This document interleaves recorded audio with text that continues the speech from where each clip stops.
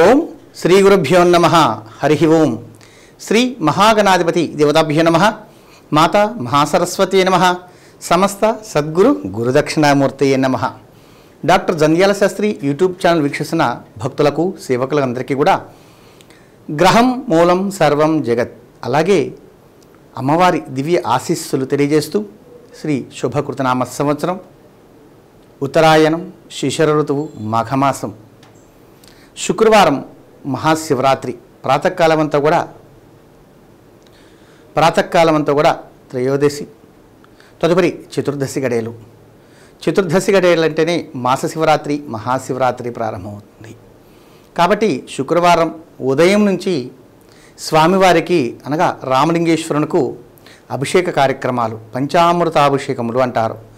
నమ్మక చమకములు అంటే ఎంతో ప్రీతి.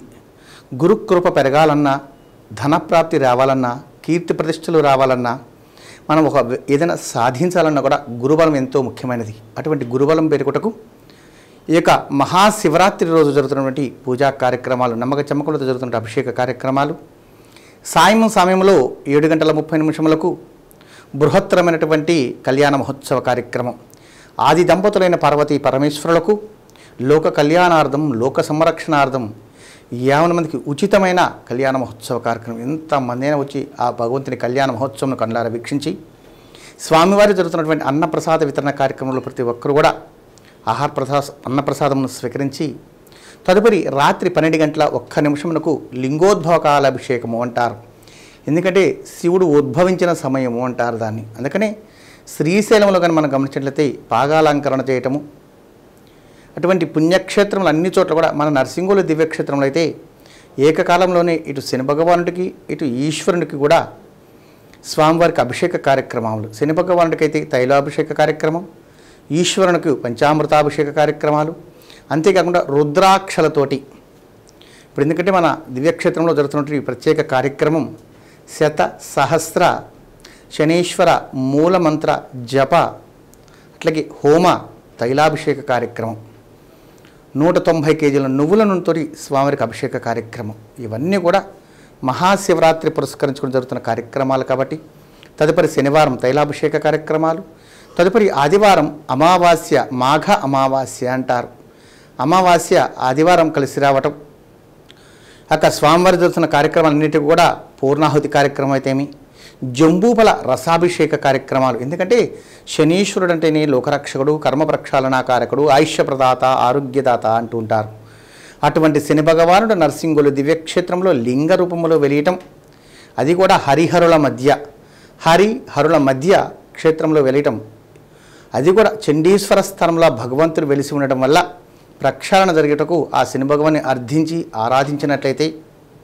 అర్చించినట్లయితే సంపూర్ణమైన స్వామి కృపకు మీరందరూ కూడా పాత్రలు అవుతారని, నరసింగోలు దివ్యక్షేత్రం అంటేనే శనీశ్వర క్షేత్రం, శనీశ్వరుడు అంటారు. కాబట్టి ప్రతి ఒక్కరు కూడా అవకాశం ఉన్నటువంటి వారు ప్రత్యక్షంగా కానీ పరోక్షంగా కానీ మీ పేరు నమోదు చేసుకొని, ఎటువంటి వారు యావత్ 11, 12 రాశుల వారు. ఎందుకంటే మేష, వృషభ, మిథున, కర్కాటక, సింహ, కన్య, తుల, వృశ్చిక, ధనస్సు, మకర, కుంభ, మీన 12 రాశుల వారు ఎవరైనా సరే ఇక బృహత్తరమైన కార్యక్రమాల్లో మీ పేర్లు నమోదు చేసుకొని ఆ యొక్క లింగరూప శని భగవాని యొక్క కృపకు మీరు పాత్రులవుతారని, అష్టమ అర్ధాష్టమ ఏలిన నాటి శనీశ్వర స్వామి ప్రభావ దోషములే కాకుండా, అష్టమ అర్ధాష్టమ ఏలిన నాటి శనీశ్వర ప్రభావ దోషములే కాకుండా సంపూర్ణమైనటువంటి విద్యా, ఉద్యోగ, వివాహ, దాంపత్య, మాంగళ్య, ఆరోగ్య, ఆయుష, కలత్ర, గర్భ, సంతాన, వాక్ ప్రతిబంధక దోషముల నుండి తప్పకుండా బయటపడగలరని, అంతేకాకుండా పరిపూర్ణమైన ఆయుష్య కొరకు ఆయుష్య హోమం సంబంధించింది కూడా 108 రకాల మూలికలతో జరుగుతున్నటువంటి పూర్ణాహుతి కార్యక్రమం చేస్తున్నటువంటి ఈ యొక్క బృహత్తరమైన కార్యక్రమంలో పాల్గొన్న వారి అందరికీ కూడా చేస్తున్నటువంటి హోమ భస్మమును మీకు అందరికీ కూడా పంపించడం జరుగుతుంది. అంతేకాకుండా మహాశివరాత్రి పర్వదినం రోజు స్వామివారికి రుద్రాభిషేకంలో రుద్రాక్షలు కూడా వాడుతారు. కాబట్టి ఆ చేసిన రుద్రాక్షలు మీ అందరికీ కూడా పంపించడం జరుగుతుంది. కాబట్టి తప్పకుండా ఇటువంటి బృహత్తరమైన అవకాశాన్ని, ఇవన్నీ కూడా మనకు శాస్త్రి గారు ఎప్పటి నుంచో అందించున్నారు. వారి యొక్క సంకల్ప సిద్ధి మేర ఇక బృహత్తరమైన కార్యక్రమాలు, పోయిన మహాశివరాత్రి అయితే శని త్రయోదశి పర్వదినం కలిసి రావటం ఎంతో ఫలప్రదమైనగా జరగటం, అంతకుముందు మహాశివరాత్రికి 1900 కేజీల నువ్వులతో అభిషేక కార్యక్రమం, ఈ విధంగా అటు శని భగవానుడికి, ఇటు ఈశ్వరునికి, ఇటు చెన్నకేశ్వరునికి ప్రత్యేక పూజా కార్యక్రమం మీ అందరికీ కూడా అందిస్తూ ఉన్నాం కాబట్టి ఎక్కడ ఉన్నా సరే మన మనస్సు ఆయన మీద నిశ్చలంగా నిలిపి, అంతేకాకుండా మనస్సు నిశ్చలంగా నిలిపి ధ్యానించినట్లయితే, అందుకనే జాగారము అంటారు మహాశివరాత్రికి. అభిషేక కార్యక్రమం, జాగరణ ఇవన్నీ కూడా చేసినట్లయితే సంపూర్ణమైన శుభ ఫలితాలు పొందుతారని, జాగరణ శక్తి లేని వారు ఆ భగవంతుని యొక్క 11 సార్లు నామమును ఉచ్చరించి విభూతి ధారణ చేసి శివ పంచాక్షరి నామం ఓం నమ శివాయ, ఓం నమ శివాయ, ఓం నమ శివాయ, ఓం నమ శివాయ, ఓం నమ శివాయ. ఇక నామమునకు ఎంత శక్తి ఉందంటే, పూర్వపు రోజులు మీరు గమనించినట్లయితే అక్షరాభ్యాస కార్యక్రమంలో కూడా నమ శివాయ సిద్ధం నమః అని రాయించేవాళ్ళు. ఓం నమ శివాయ సిద్ధం నమః అని రాయించేవాళ్ళు. అంటే ఆ యొక్క శివ పంచాక్షరి నామమునకు అంత శక్తి ఉంది కాబట్టి ప్రతి ఒక్కరు కూడా వాక్శుద్ధి కొరకు, ఇప్పుడు చూశారు కదా ఇక్కడ వాక్శుద్ధి కొరకు అని చెప్పాను. ఇంకా మనం సైన్స్ ప్రకారం గమనించినా కూడా ఈ మధ్యకాలంలో ఏం చెప్పారు, స్వామివారికి ఉన్నటువంటి 11 నామములను కానీ శ్వాస ఉచ్ఛ్వాసలు పీల్చకుండా కానీ చెప్పగలిగినట్లయితే వారికి శ్వాసకోశ స్థితి బాగుంది అని చెప్పారు. ఎలాగంటే నమస్తే అస్తు భగవన్ విశ్వేశ్వరాయ మహాదేవాయ త్రయంబకాయ త్రిపురాంధకాయ త్రికాగ్ని కాలాయ కాలాగ్ని రుద్రాయ నీలకంఠాయ మృత్యుంజయాయ సర్వేశ్వరాయ సదాశివాయ శ్రీమన్మహాదేవాయ నమః. ఇక 11 నామాలు కానీ శ్వాసకోశాలు బిగించి ఊపిరి లాగకుండా కానీ చెప్పినట్లయితే వారికి ఊపిరితిత్తులు కూడా సంపూర్ణంగా పనిచేస్తున్నట్టు అని చెప్పి చెప్పడం జరిగింది. అంత శక్తివంతమైన నామాలు ఇవి.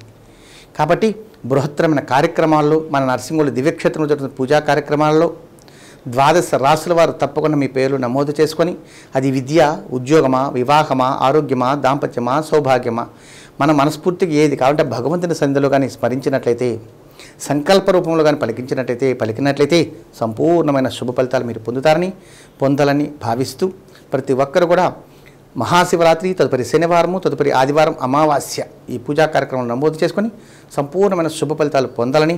ఇక మహాశివరాత్రి ఎంతో శక్తివంతమైనది. అది ఎంత శక్తి అంటే ఎవరు వర్ణించలేనటువంటి శక్తి కలిగినది. కాబట్టి తప్పకుండా ప్రతి ఒక్కరు కూడా ఆ శక్తి మీ అందరికీ కూడా లభించాలని కోరుకుంటూ, మీరు పేరు చెప్పడమే కాకుండా మీకు హితులకు, స్నేహితులకు, బంధువులందరికీ కూడా తెలియజేసి నరసింహుల యొక్క దివ్యక్షేత్ర మహిమను ప్రతి ఒక్కరికి కూడా తెలియజేస్తారని భావిస్తూ, ఇటు గ్రహారాధన, ఇటు దైవారాధన, గ్రహారాధన, దైవారాధన.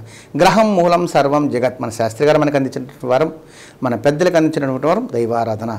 ఈ దైవారాధన, గ్రహారాధన 2 కలవటం ద్వారా ఈ 2 చేతులు కలిసి ఎంత సంస్కారమో, ఈ యొక్క నమస్కారానికి ఎంత సాముద్ర వస్తుందో, ప్రాముఖ్యత ఎలా వస్తుందో, అట్లాగే గ్రహారాధన, దైవారాధన 2 చేయటం ద్వారా పరిపూర్ణత లభించి సర్వకార్యం ముందు విజయప్రాప్తి మీరు పొందుతారని ఆశిస్తూ, ఆశీర్వదిస్తూ, శతమానం భవతి శతాయు పురుష శతేంద్రియ ఆయుషేవేంద్రియే ప్రతిష్టతి మనస్ఫూర్తిగా దీవిస్తూ 2 బిల్వపత్రాలను ఆ మహాశివరాత్రి రోజు దగ్గర పెట్టుకొని శివ పంచాక్షరి నామమును ఉచ్చరించి సంపూర్ణమైన శుభ ఫలితాలు మీరు పొందాలని, అంతేకాకుండా ఓం ప్రాం ప్రీం ప్రౌం సహశంసనేశ్వరాయ నమః ఇక మంత్రమును కూడా ఉచ్చరించి సర్వకార్యసిద్ధి మీరు పొందాలని, పొందుతారని భావిస్తూ మీ రామకృష్ణ స్వామి, నరసింగోలు. ఆయుష్మాన్ భవ.